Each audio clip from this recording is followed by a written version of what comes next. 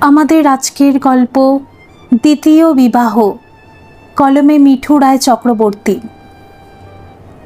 একমাত্র ছেলে অজয়ের দ্বিতীয়বার বিয়ে দিতে গিয়ে নাকানি চোবানি অবস্থা কল্যাণী দেবী ও সজলবাবুর। ডিভোর্সি ছেলের বিয়ের সম্বন্ধ করতে গিয়ে কন্যা পক্ষের কাছে তিলে তিলে অপদস্থ হচ্ছেন তারা। এক একবার অপমানের চোটে চোখ মুখ রাগে লাল হয়ে যায় সজলবাবুর। না, এভাবে আর পারা যাচ্ছে না। বাবাইয়ের বিয়ে হোক চাই না হোক, আর পাত্রী খুঁজতে পারবো না আমি, বিরক্ত হয়ে বলেন সজলবাবু। আবার কিছুদিন পরে স্ত্রী কল্যাণীর গোমরা মুখ দেখে নিজের প্রতিজ্ঞা ভুলেও যান। ঘটকের কাছে সুপাত্রীর সন্ধানে ফোন করেন বারবার। আসলে বাবাইয়ের বিষণ্ণ মুখটা দেখেই মনটা কষ্টে ভরে ওঠে তাদের। আহা, আমার হাসি খুশি ছেলেটার কি অবস্থা করে ছেড়েছে ওই ডাইনিটা। বাছা আমার হাসতে কথা বলতেই ভুলে গেছে। আমার নরম মনের ছেলেটার মনটা ভেঙে গুড়িয়ে দিয়ে চলে গেছে বিপাশা। বাছার আমার মুখের দিকে তাকানো যাচ্ছে না। ফুপিয়ে কেঁদে ওঠেন কল্যাণী দেবী। বাবাইয়ের আবার বিয়ে দিয়ে দে মেজদি, এবার নিজেরা দেখে শুনে ভালো পরিবারের শান্ত ভদ্র নম্র মেয়ে বাবাইয়ের বউ করে আন, দেখবি ছেলেটা আবার হাসবে, কথা বলবে। কল্যাণী দেবীর ছোট বোন সর্বাণী বলেন, হ্যাঁ রে, সেই চেষ্টাই তো করছি। তবে আবার বিয়ের কথা শুনে বাবাই একদম বেঁকে বসেছিল। অনেক কষ্টে টানা দুদিন না খেয়ে, অনেক চোখের জল ফেলে, অনেক ব্ল্যাকমেল করে তবে বিয়ের জন্য বাবাইকে রাজি করিয়েছি। এবার একটা ভালো স্বভাব চরিত্রের মেয়ে পেলেই হয়। ঠিক করেছিস মেজদি, বাবাই আমাদের কতদিন অতীত নিয়ে পড়ে থাকবে। এতে ওর জীবনের অন্ধকার দিনগুলো স্মৃতি ঘুরে ফিরে আসবে।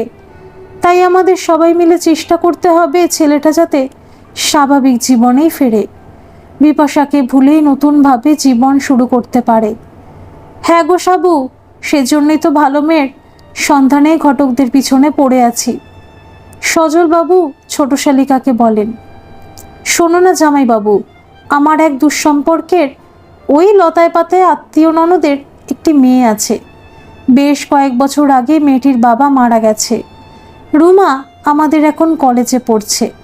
দেখতে শুনতে বেশ ভালো। আমি খোঁজ নিয়ে দেখেছি রুমার স্বভাব চরিত্রও ভালো, সংসারের সব কাজ জানে। রুমার দাদা রঞ্জন একটা কাপড় কারখানায় কাজ করে। দাদার বিয়ে হয়ে গেছে, তবে ওদের পারিবারিক অবস্থা ভালো নয়, একদম গরিব পরিবার। রুমার সঙ্গে বাবাইয়ের সম্বন্ধের কথাটা বলবো নাকি? তাহলে তো খুব ভালোই হয় সাবু, তোমার চেনা জানা পরিবার। তবে বাবাইয়ের সব কথা আগে ভাগেই বলে নিয়ে তবেই সম্বন্ধটাতে এগিয়েও।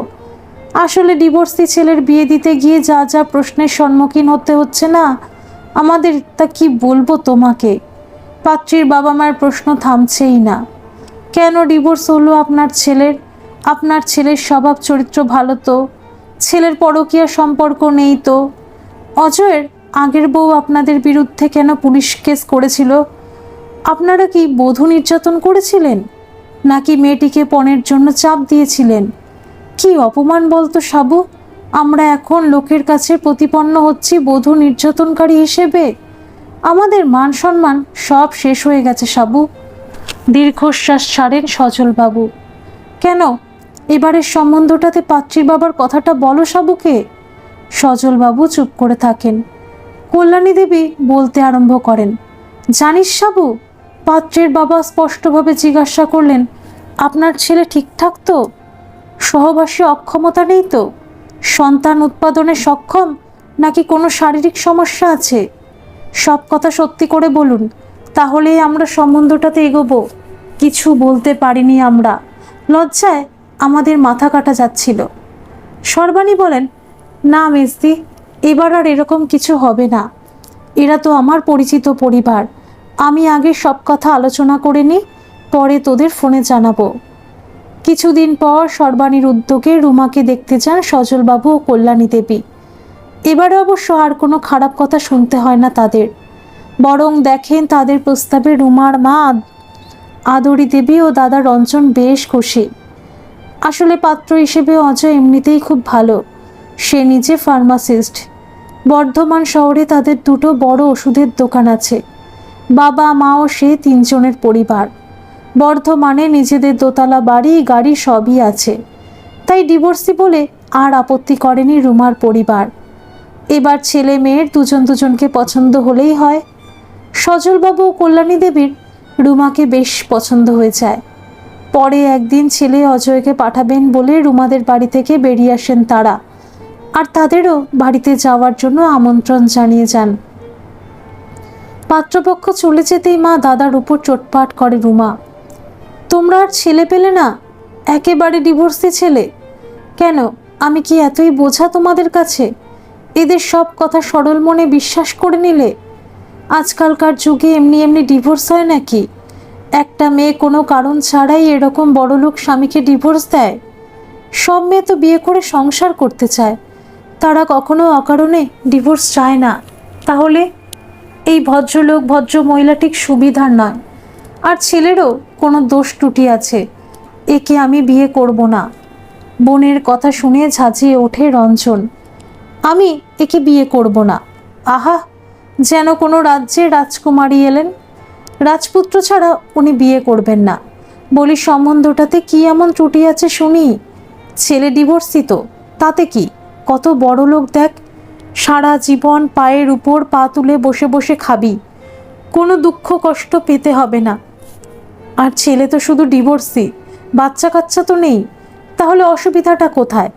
আমাদের কথা একটু ভাবার চেষ্টা কর। আমাদের পরিবারের অবস্থা এই রকম, আমাদের সাধ্য আছে খরচ খরচা করে বরপণ দিয়ে তোর বিয়ে দেওয়ার?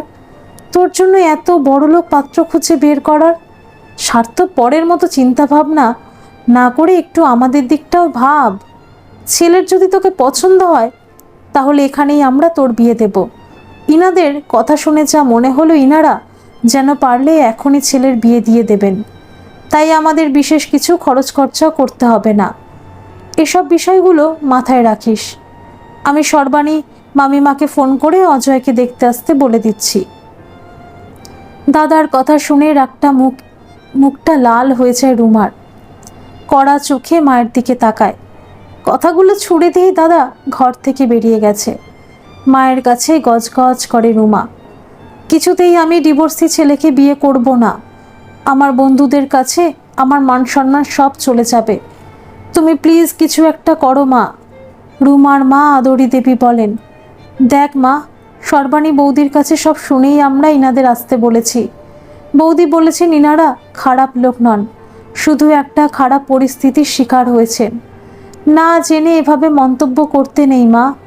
তাছাড়া সর্বাণী বৌদি আমাদের আত্মীয়, সে কি মিথ্যে বলবে? তা তুই একবার অজয়ের সঙ্গে দেখা করে কথা বল, তারপর সিদ্ধান্ত নিস। এইভাবে সর্বাণী বৌদিকে আমি না বলতে পারবো না। মায়ের কথা শুনে বিরক্ত মুখে রুমা বলে, ঠিক আছে, তোমার কথাই মেনে নিলাম। তবে ওই অজয়বাবুকে বাড়িতে আসতে বলো না, ওনার ফোন নাম্বারটা দাও, আমি বাইরে ওনার সঙ্গে দেখা করে কথা বলে নেব। মায়ের কাছে ফোন নাম্বারটা নিয়ে মনে মনে ভাবে রুমা, কিছুতেই আমি এই বিয়ে করব না মা। দেখো এবার কেমন করে এই সম্বন্ধটা আমি ভাঙি। মা ও মাসির কথা মতো আজ রুমার সঙ্গে ভালো খাবার রেস্টুরেন্টে দেখা করতে এসেছে অজয়।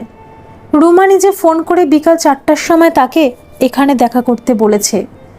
রুমার ফোনটা পেয়ে সে ভীষণ অবাক হয়ে গিয়েছিল।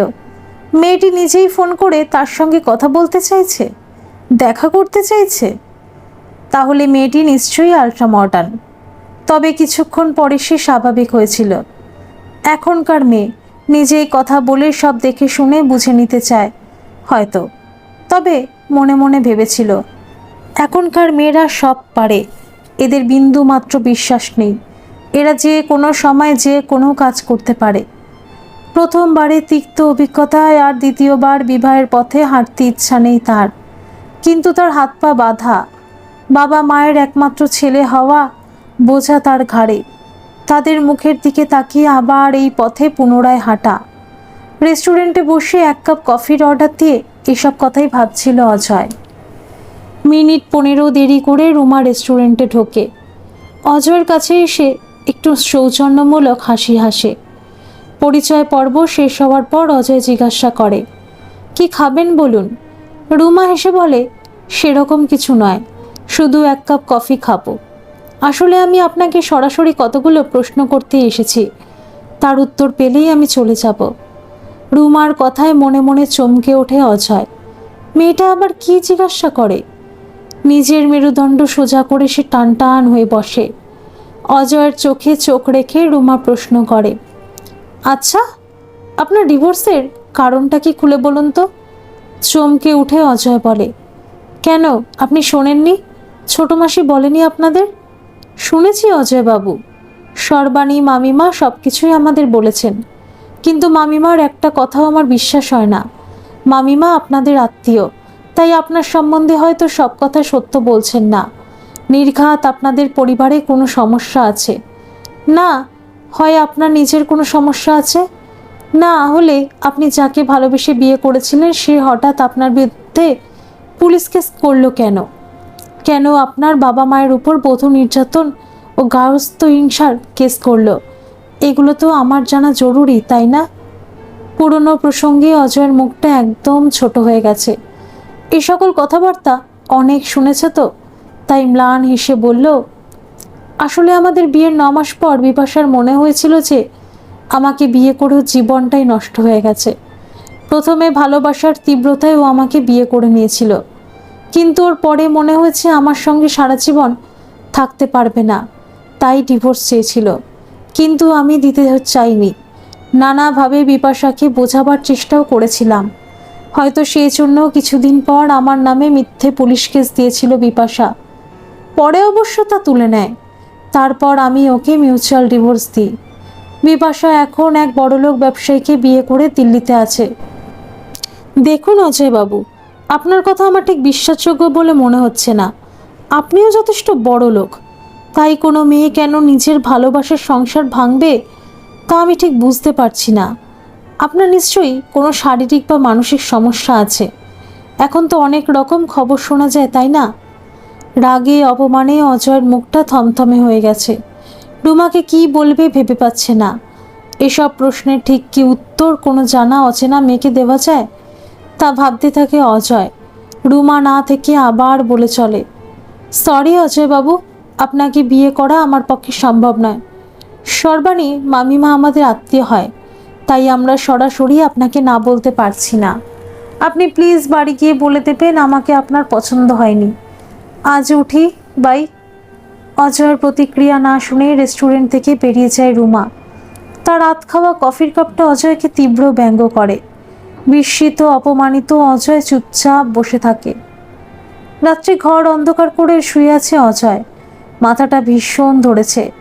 রুমার অপমানগুলো সরাসরি মাথায় আঘাত করছে তার। এক, বিয়ে করবে না সেটা ঠিক ছিল, বা ডিভোর্সি বলে তাকে পছন্দ নয় সেটাও মেনে নেওয়া যেত, কিন্তু এভাবে অপমান করার অধিকার মেয়েটাকে কে দিয়েছে? এখন নিজের ওপর খুব রাগ হয় অজয়ের। কেন সে এত মুখ চোরা? কেন কিছু বলতে পারল না? কেন কিছু প্রতিবাদ করতে পারল না? কেন 2-4টা কড়া কথা শোনাতে পারল না? প্রত্যেকবার এরকম হয়। অপরপক্ষে যখন তার উপর আঙুল তুলে কথা বলে তখন সে কেমন চুপচাপ হয়ে যায়, নিজের কথাটা গলা তুলে বলতে পারে না। আর এই সুযোগে সবাই তার উপর নিজেদের মতামত চাপিয়ে দেয়, যেমন একসময় বিপাশা করেছে, এখন তার বাবা মা করছে। আর আজকে এই অপরিচিত মেয়েটা তাকে মুখের ওপর কতগুলো কথা শুনিয়ে দিয়ে গেল, কিন্তু সে কিছু বলতে পারল না। অভিমান আর অভিযোগে মনটা ভরে ওঠে। কেন যে মানুষ বোঝে না ডিভোর্স শুধু মেয়েদের হয় না, ছেলেদেরও হয়। আর ডিভোর্সের জন্য শুধু ছেলেরা বা তার পরিবার দায়ী থাকে না, মেয়ে এবং তার পরিবারও অনেক ক্ষেত্রে সমানভাবেই দায়ী থাকে।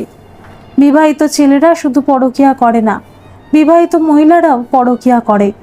বধূ নির্যাতন ও গার্হস্থ্য হিংসা মতো আইনের সুবিধা মেয়েরা পায়, কিন্তু কিছু কিছু সুবিধাবাদী মেয়ে এই আইনের চরম অপব্যবহার করে। ডিভোর্সি মেয়েকে সমাজের সবাই একটু সহানুভূতির চোখেই দেখে। আহা, বেচারি মেয়েটি ডিভোর্সি, শ্বশুরবাড়ির সবাই, স্বামী নিশ্চয়ই খুব অত্যাচার করেছে। আর ডিভোর্সি ছেলেদেরকে সমাজে প্রতিপন্ন করে। স্ত্রী নির্যাতনকারী অথবা পরক্রিয়াতে রত অথবা বহুগামী, আবার কখনো কখনো নপুংসক, শারীরিকভাবে অক্ষম, এসব হিসেব বন্ধু বান্ধবরা অনেক সময় টিটকিরি করে, বউকে ঠিক রাখতে পারছে না, নাকি তোমার শারীরিক সমস্যা আছে বস, এসব কথা বলে। কেন যে লোকে বোঝে না বিবাহিত সম্পর্কে ডিভোর্স শব্দটা নারী পুরুষ কারো কাছেই কাম্য নয়। এতে নারীর পাশাপাশি ডিভোর্সি পুরুষটিরও হৃদয় রক্তাক্ত হয়। এইসব কথা ভাবতে ভাবতে ফেসবুক খুলে বিপাশার প্রোফাইলে উকি দেয় অজয়। তার সুখী জীবনের ছবিগুলো দেখে। বড়লোক অবাঙালি ব্যবসায়ী রাকেশ সৈন্যকে পুনরায় বিয়ে করে সদ্য সুইজারল্যান্ড থেকে হানিমুন সেরে এসেছে বিপাশা। তাদের সুখী দাম্পত্যে দুষ্টু মিষ্টি ছবি বিপাশার প্রোফাইলে ঝলঝল করছে। একটা গভীর দীর্ঘশ্বাস উঠে আসে বুক ছিঁড়ে। বিপাশাকে চিনতে বড্ড ভুল হয়ে গেছে তার। অথচ এই বিপাশাই একদিন তাকে ভালোবেসেছিল, নিজের বড় লোক বাবা মায়ের মতের বিরুদ্ধে তাকে বিয়ে করেছিল। বিয়ের পর মাস 3 ভালো ছিল তারা। বিপাশার মা বিয়েটা মেনে নেননি, তাই 3 মাস পর তারা মেয়েকে দেখতেও আসেননি। এই 3 মাস তাদের জীবন খুব সুখেই কেটেছে। তারপর হঠাৎ একদিন মেয়েকে দেখতে তাদের বাড়িতে আসে বিপাশার বড় লোক বাবা মা। সব ভুল বোঝাবুঝি দৌড়ে সরিয়ে দিয়ে মেয়েকে নিজেদের কাছেই নিয়ে যান। আর তখন থেকেই অলক্ষ্যে তাদের সম্পর্কে ভাঙন ধরে। বাপের বাড়িতে ফিরে গিয়ে বিপাশা হয়তো নিজের ভুল বুঝতে পারে, অথবা তার বাবা মা চোখে আঙুল দিয়ে মেয়েকে তার ভুলটা দেখান বোঝান। এরপর থেকেই মাঝে মাঝে বিপাশা তার বাপের বাড়িতে গিয়েও থাকতে আরম্ভ করে। আর তারপর থেকেই নানা রকম পরিবর্তন আসতে শুরু করে বিপাশার মধ্যে। তাদের বাড়ির সব কিছুই খারাপ লাগতো বিপাশার। বাবার প্রাচুর্যের সঙ্গে তুলনা করে পদে পদে তাকে ছোট করত। এইভাবে দুজনের দাম্পত্য সম্পর্কের অবনতি আরম্ভ হয়। ঝগড়াঝাটি বাড়ে, বিপাশা রাগ করে বাপের বাড়ি চলে যায়। অনেকবার সে বিপাশাকে ফিরিয়ে আনতে গেছে, কিন্তু বিপাশা আসেনি। বিপাশার বাবা মা অজয়কে বোঝান, মামনি, আমাদের একমাত্র মেয়ে অজয়, তোমাদের ছোট বাড়িতেও থাকতে ভীষণ কষ্ট হয়। তাছাড়া তোমার বাবা মায়ের সঙ্গেও মামনি ঠিক মানিয়ে নিতে পারে না।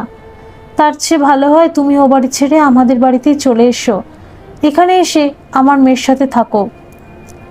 বিপাশার বাবা প্রস্তাবে ভীষণ অবাক হয়ে যায় অজয়। ঘর জামাই থাকা, নিজের বাবা মাকে ছেড়ে দিয়ে বিপাশাদের বাড়িতে এসে পাকাপাকি থাকা, এটা কোনোভাবেই সম্ভব নয়। বিপাশাকে এ কথাটা বারবার বোঝাতে চেষ্টা করে, কিন্তু অবুঝ বিপাশা একদম অনড়। পরিষ্কার বলে, হয় আমাদের বাড়িতে এসে থাকো, না হলে আমাকে ডিভোর্স দিয়ে দাও। বিস্মিত অজয় বুঝতে পারে না কিভাবে তার প্রতি বিপাশার প্রেম কিছুদিনের মধ্যে বাষ্পের মতো উবে গেল। প্রথম কিছুতেই সে বিপাশাকে ডিভোর্স দিতে চায়নি, আর তাতেই রেগে গিয়ে বিপাশা বধূ নির্যাতন ও গার্হস্থ্য হিংসার মিথ্যা কেস দেয় তার বাবা মাও তার নামে। সেই সব কালো দিনগুলোর কথা ভেবে মাথাটা যন্ত্রণায় ছিঁড়ে যায় অক্ষয়ের। এই ঘটনায় অজয়ের সামাজিক মান সম্মান ও পারিবারিক মান মর্যাদা পুরো ধূলিসাৎ হয়ে পড়ে। 2 দিন পুলিশ কাস্টাডিতে থাকতে হয় তাদের। পরে বিপাশার বাবার মধ্যস্থতায় পুরো বিষয়টি মীমাংসা হয়। বিপাশার বাবা এসে বোঝান, তুমি মামনিকে ডিভোর্স দিয়ে দাও অজয়, তাহলে এই পুলিশি ঝামেলা এড়াতে পারবে। আমি সব ঠিক করে দেব, ট্রাস্ট মি। নিজেকে ভীষণ ক্লান্ত পরাজিত লাগছিল তার। শরীর মন মাথা আর নিতে পারছিল না, খুব ভেঙে পড়েছিল। তাই ক্লান্ত গলায় বলেছিল, আপনি যা ভালো বোঝেন করুন, আমি আপনার সব কথাই শুনব। আর এরপরেই বিপাশা তাদের বিরুদ্ধে কেস তুলে নেয়। বিনিময়ে বিপাশাকে বিনা শর্তে মিউচুয়াল ডিভোর্স দিতে হয় তাকে। কিছুদিন পর বিপাশাকে তার বাবা দিল্লি পাঠিয়ে দেয়। পরে ওখানে একজন বড়লোক ব্যবসায়ীর সঙ্গে বিপাশার বিয়ে দিয়ে দেয়। তার জীবনে থেকে বিপাশা সরে গিয়ে বেশ ভালো আছে, সুখেও আসছে। আর সে ভালো থাকার চেষ্টা করছে, প্রতিনিয়ত সমাজের খোঁটা সহ্য করে বেঁচে আছে। তবে প্রেম, ভালোবাসা, বৈবাহিক সম্পর্ক সব কিছু থেকে বিশ্বাস উঠে গেছে তার। অপরপক্ষেও তার ও তার বাবা মায়ের জুটছে চরম সামাজিক হেনস্থা। অনেকে সব কিছু জেনে অথবা না জেনে জানার আগ্রহে খুঁটিয়ে খুঁটিয়ে তাদের বিবাহ সম্বন্ধে প্রশ্ন করে। কেউ কেউ মুখে হাসি এনে সব প্রশ্নের উত্তর দিতে হয়। এভাবেই জীবন এগিয়ে চলে। বাবা মায়ের মুখ চেয়ে দ্বিতীয়বার বিবাহ মত দিতে হয় অজয়কে, কারণ তার বাবা মা দুজনেই অসুস্থ। এসব ঘটনা চলাকালীন তার বাবার একটা হার্ট অ্যাটাক হয়ে গেছে, তাই বাবা মাকে খুশি রাখতে বদ্ধপরিকর সে। তবে আজকের ঘটনায় সে চরম অপমানিতই হয়েছে, তাই বাবা মাকে বলে দিয়েছে, প্লিজ আমাকে কিছুদিন শান্তিতে থাকতে দাও, আর পাত্রী খুঁজো না তোমরা। নিজের থেকে যদি কোনো সম্বন্ধ আসে তবেই কথা বলো, তার আগে নয়। এই ঘটনার প্রায় 1.5 বছর পেরিয়ে গেছে। এক বন্ধুর বিবাহবার্ষিকীর নেমন্তন্ন রক্ষা করতে করতে তাদের গ্রামের বাড়িতে গিয়েছিল অজয়। ফিরতে বেশ রাত হয়ে যায়। বর্ধমান শহরে যখন ঢুকছে তখন প্রায় 11:45 বাজে। তাড়াতাড়ি বাড়ি পৌঁছানোর জন্য মেন রোড ছেড়ে দিয়ে শহরের গলিপথ ধরে। হঠাৎ কিছুক্ষণ পর দেখতে পায় শুনশান রাস্তায় একটা মেয়ে প্রাণের ভয়ে সামনের থেকে দৌড়ে আসছে, আর পিছনে 5 জন যুবক টলমল পায়ে মেয়েটাকে তাড়া করছে। মেয়েটা প্রাণপণ চিৎকার করছে, কিন্তু রাস্তা শুনশান। হঠাৎ তার গাড়ি থেকে সেই মেয়েটা দ্রুত দৌড়ে গাড়ির সামনে চলে আসে। প্লিজ হেল্প করুন, প্লিজ প্লিজ হেল্প। পরিস্থিতি খারাপ থেকে অজয় দ্রুত ব্রেক করে গাড়িটা থামায়। মেয়েটি তখন হাঁপাতে হাঁপাতে বলছে, প্লিজ সাহায্য করুন আমাকে, ওই ছেলেগুলো আমাকে। দ্রুত গাড়ির সামনে দরজাটা খুলে দিয়ে সে বলে ওঠে, তাড়াতাড়ি উঠে আসুন প্লিজ। এই 5 জন মাতাল ছেলে ততক্ষণে দাঁড়িয়ে পুরো পরিস্থিতিটাই দেখছিল। তারা অজয়ের গাড়ির দিকে ধীরে ধীরে এগিয়ে আসে। ওদিকে মেয়েটিকে গাড়িতে তুলে স্পিড বাড়িয়ে ঘটনাস্থলে ছাড়ে অজয়। বেশ কিছুক্ষণ গাড়ি চালিয়ে পুনরায় মেন রোডে উঠে সে। তারপর একটু ফাঁকা জায়গায় দেখে গাড়িটা থামিয়ে দেয়। হঠাৎ গাড়ি থেমে যেতে মেয়েটি চমকে ওঠে। গাড়ি থামালেন যে? প্লিজ চলুন, না হলে ওই বকাটে গুন্ডাগুলো চলে আসবেছে। আপনি একটু শান্ত হয়ে বসুন মিস রুমা, এই নিন জল খান, আর ভয় পাবেন না। আমি আপনার বাড়ির ঠিকানাটা বলুন, আমি আপনাকে পৌঁছে দিচ্ছি। আপনি আপনি আমার নাম জানলেন কিভাবে? বলেই সব প্রশ্ন দৃষ্টিতে অজয়ের দিকে তাকায় সে। তারপর বিস্মিত গলায় বলে, আপনি অজয়বাবু না? এই তো ঠিক চিনেছেন। ঠিক, এবার জল খান। অজয়ের হাত থেকে জলের বোতলটা নিয়ে ঢকঢক করে পুরোটাই খেয়ে নেয় রুমা। আলতো হেসে অজয় বলে, যাক, শেষ পর্যন্ত চিনলেন তাহলে। আমি তো ভালো ভবন এক ঝলক দেখেই আপনাকে চিনতে পেরেছিলাম। তা বলুন তো রুমা, এত রাত্রে আপনি রাস্তায় কি করছিলেন? আর ওই ছেলেগুলোকে আপনি কি চেনেন? মনে ঘটনাটা কি যদি খুলে বলতাম। ঝরঝর করে কেঁদে ফেলে রুমা। মায়ের শরীরটা খুব খারাপ অজয়বাবু, গত কয়েকদিন ধরে প্রবল জ্বর, সঙ্গে কাশি। রাত্রি 10টার দিকে প্রচণ্ড শারীরিক অস্বস্তি আরম্ভ হয়। তা এত রাত্রে ডাক্তারবাবুকে কোথায় পাবো? আর আমি একাই বা কি করব? তাই যে ডাক্তারবাবু দেখেছিলেন তাকে ফোন করে সব বলতেই তিনি ওষুধ লিখে দিলেন। সেগুলো কেনার জন্য বেরিয়েছিলাম। রাত্রে সামনের সব ওষুধের দোকানে বন্ধ থাকে। না, দাদা বৌদি এখানে আর থাকে না। দাদার কারখানার কাজটা আর নেই, তাই দাদা বৌদিকে নিয়েও শ্বশুরবাড়িতেই থাকে। ওখানে বৌদির বাবার দোকানটা দেখাশোনা করে। আমাদের সঙ্গে এখন আর সম্পর্ক রাখে না। এখানে আমি আর মা থাকি। বিস্মিত অজয় জিজ্ঞাসা করে, আপনাকে আর আপনার মাকে আপনার দাদা একা ছেড়ে দিয়ে শ্বশুরবাড়ি চলে গেল? আপনারা দুজন মহিলা এখন একা থাকেন? মাথা নামিয়ে শুধু ঘাড় নাড়ে রুমা। দাদার সঙ্গে তার অশান্তির আসল কারণটা অজয়বাবুকে বলতে পারে না। আসলে অশান্তিটা হয়েছিল অজয়বাবুকে বিয়ে করা নিয়ে। দাদা সম্পূর্ণ রাজি ছিল অজয়বাবুর সঙ্গে তার বিয়ে দেওয়ার জন্য, কিন্তু সে নিজেই যে অজয়বাবুর সঙ্গে দেখা করে সম্বন্ধটা ভেঙেছে, এই খবরটা সর্বাণী মামিমার থেকে শোনার পর রাগে ফেটে পড়ে রঞ্জন। পরিষ্কারভাবে মা মেয়ে দুজনকে বলে দেয়, আজ থেকে তোমরা নিজেরা যা পারো করো, আমি আর এই ধিঙ্গি মেয়ের দায়িত্ব নিতে পারবো না। তুই বিয়ে কর আর না কর, আমার কিছু যায় আসে না। তারপর থেকেই দাদার সঙ্গে সম্পর্কটা প্রায় শেষ হয়ে গিয়েছিল তার। রঞ্জন মা ও বোনের সঙ্গে কথা বলা একদম বন্ধ করে দিয়েছিল, আর পরে নিজের বউকে নিয়ে শ্বশুরবাড়িতে চলে যায়। অজয়ের প্রশ্নে নিজেদের পুরনো তিক্ততার কথা মনে পড়ে রুমা নিরুত্তর হয়ে চুপচাপ বসে থাকে। রুমাকে চুপচাপ বসে থাকতে দেখে এক ধরনের অস্বস্তিতে পড়ে অজয়। আবার প্রশ্ন করে, তাহলে এখন আপনি কি করেন? বছর দেড় আগেও তো পড়াশোনা করতেন, এখনও পড়েন নাকি? 1.5 বছরে অনেক কিছু বদলে গেছে অজয়বাবু।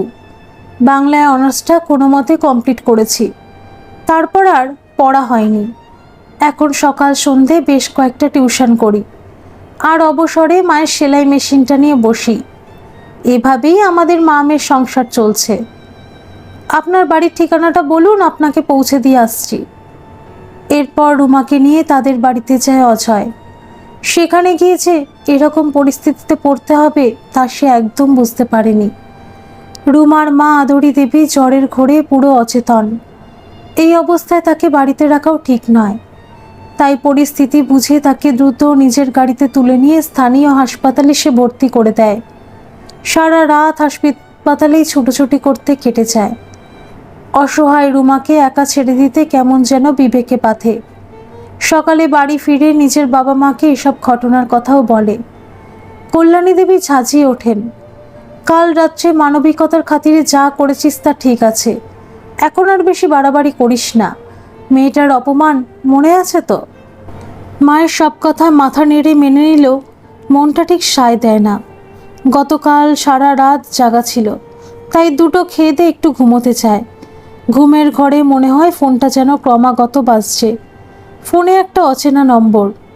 কোনো রকমে ফোনটা রিসিভ করে জড়ানো গলায় বলে, কে কে বলছেন? ওপাশে কেউ বলছে, আমি আমি রুমা বলছিলাম অজয়বাবু। ঘুম জড়ানো গলাতেই সে বলে, কে রুমা? আমাকে চিনতে পারছেন না অজয়বাবু? কাল রাত্রে আপনি আমাকে। এবার চোখ থেকে ঘুম কেটে যায় অজয়ের। ঝট করে বিছানায় উঠে বসে, হ্যাঁ বুঝতে পারছি, কি হয়েছে বলুন তো? আপনার মা কেমন আছেন? মা একদম ভালো নেই অজয়বাবু। সকাল থেকে মায়ের শ্বাসকষ্ট শুরু হয়েছে। ডাক্তারবাবু কলকাতার হাসপাতালে মাকে রেফার করেছেন। ওদিকে দাদার ফোন বন্ধ, ওর সাথেও যোগাযোগ করতে পারছি না। মাকে নিয়ে এই মুহূর্তে আমি কি করব কিছুই বুঝতে পারছি না। আপনি কি একবার আসবেন অজয়বাবু? ঠিক আছে, আমি আধ ঘন্টার মধ্যে আসছি, আপনি একদম চিন্তা করবেন না। দ্রুত বিছানা ছাড়ে অজয়। ঘড়িতে তখন সকাল 10টা বাজছে। হাসপাতালে পৌঁছে দেখে রুমার মায়ের শারীরিক অবস্থা সত্যিই ভীষণ খারাপ। দ্রুত অ্যাম্বুলেন্স করে আদরি দেবী ও রুমাকে নিয়ে সে কলকাতার উদ্দেশ্যে রওনা দেয়। কলকাতায় বড় একটা সরকারি হাসপাতালে ভর্তি করা হয় আদরি দেবীকে। সেখানে তার চিকিৎসা আরম্ভ করা হয়। হাসপাতালে রুমার সঙ্গে সে সবসময় থাকে, তাকে সাহস যোগায়, খাবার খাওয়ায়। 1 সপ্তাহ কলকাতায় থাকার পর আদরি দেবীকে সুস্থ করে বর্ধমান ফেরে তারা। বর্ধমানে ফিরেও নিয়মিত রুমাদের খোঁজ খবর রাখে অজয়।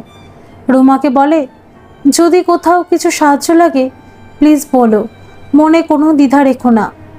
কলকাতায় থাকার সময় রুমার সঙ্গে সম্পর্কটা অনেক সহজ হয়েছে তার। এখন দুজন দুজনকে তুমি বলেই সম্বোধন করে।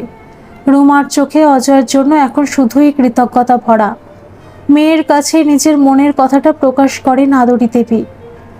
ভাগ্যিস অজয় ছিল, তাই আজ আমি বেঁচে ফিরে এলাম। নিজের সব কাজ, ব্যবসার কাজ ছেড়ে দিয়ে ছেলেটা আমাদের জন্য যা করলো তা আমার নিজের ছেলেও করলো না। খরচ খরচার ভয় তো আমাকে হাসপাতালে পর্যন্ত দেখতে এলো না, আর আমার জন্য এই ছেলেটা জলের মতো নিজের অর্থ খরচ করলো। সবই আমার কপাল। চুপ করে থাকে রুমা অজয়ের কথা মনে করে। একেই মা অসুস্থ, তারপর কলকাতায় সে কিছুই চেনে না। অজয় একা ছুটে দৌড়ে রক্ত, ওষুধপত্র সবের ব্যবস্থা করেছে। কলকাতার ব্যস্ত রাজপথ সে অজয়ের হাত ধরে পারাপার হয়েছে। যে কোনো সমস্যায়, আর্থিক প্রয়োজনে অজয়ের মুখের দিকে অসহায়ভাবে তাকিয়েছে। আর প্রতি মুহূর্তে অজয় তাকে আশ্বস্ত করেছে, আগলে রেখেছে। এই কদিনে মানুষটাকে দেখেছে, বুঝেছে এবং চিনেছেও রুমা। অথচ 1.5 বছর আগেও অজয়কে মুখের উপর চরম অপমান করতে বাধেনি তার। আজ নিজেই মরমে মরে থাকে।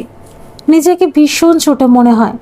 সবসময় মনে হয় অজয় খুব বড় মনের মানসিকতার মানুষ, আর সে খুবই বাজে একজন মেয়ে। কোনো মানুষকে সঠিকভাবে না জেনে চিনে শুধুমাত্র কিছু সামাজিক ভ্রান্ত ধারণা, দৃষ্টিভঙ্গি নিয়ে বিচার করেছে। সে কিভাবে অজয়কে অপমান করেছিল ভাবতেই চোখটা জলে ভরে আসে তার, নিজের বোধোদয় হয়।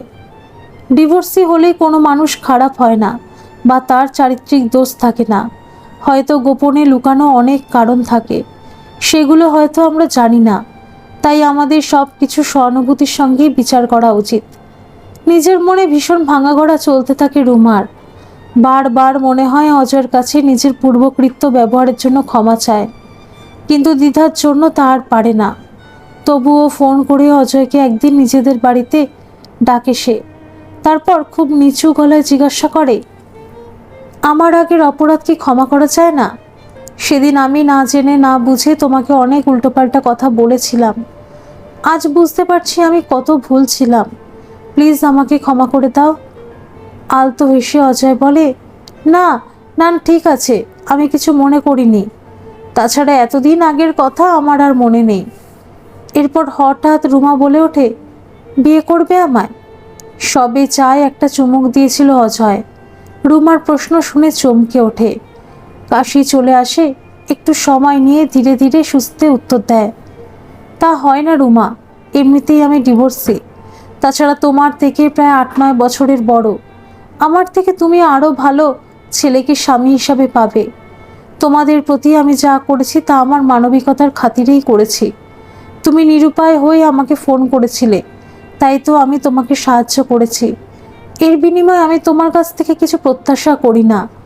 এভাবে প্লিজ আমার প্রতি তোমার কৃতজ্ঞতার দাম চোকাতে যেও না, তাতে আমাকে আরও অপমান করা হবে। রোমা, চলি, ভালো থেকো। এরপর থেকে রুমার সঙ্গে আর কোনো যোগাযোগ রাখেনি অজয়। রুমা বারবার চেষ্টা করেছে, মেসেজ করেছে, ফোন করেছে, ফোন বারবার রিং হয়ে কেটে গেছে। অজয়ের কাছ থেকে শুধু একটাই মেসেজ পেয়েছে, প্লিজ বিরক্ত করো না রুমা, তোমাকে বিয়ে করতে পারবো না।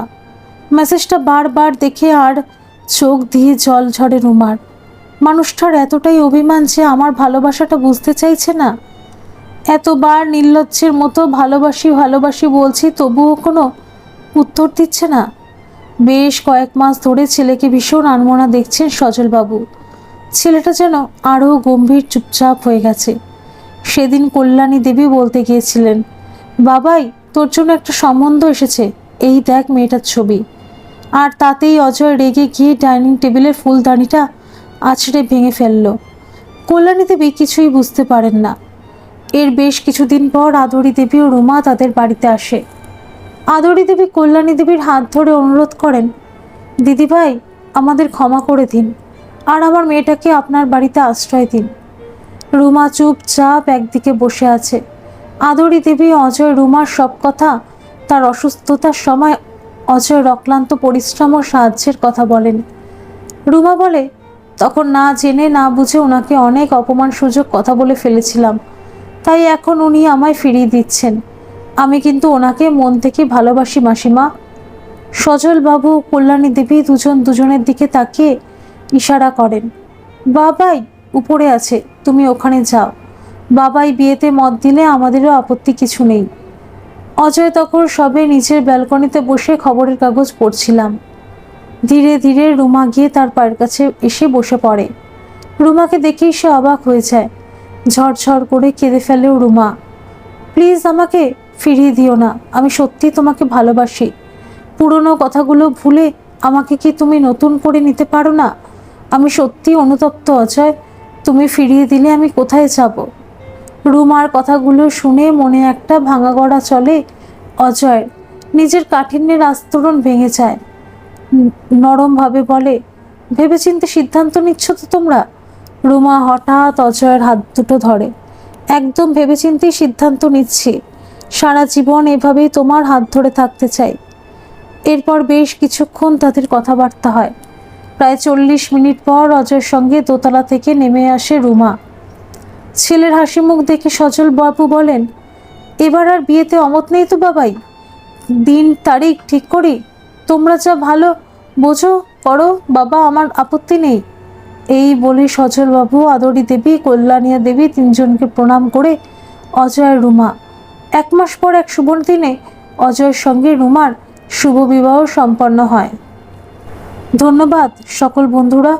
এই গল্পটি যদি আপনাদের ভালো লেগে থাকে তাহলে অবশ্যই একটা লাইক করে দেবেন, আর এই চ্যানেলে নতুন হয়ে থাকলে চ্যানেলটিকে সাবস্ক্রাইব করে আমার পাশে থাকবেন আর পাশে থাকা বেল আইকনটিকে প্রেস করে দেবেন, যাতে সমস্ত গল্পের নোটিফিকেশনগুলি সবার প্রথমে আপনাদের কাছে পৌঁছে যায়।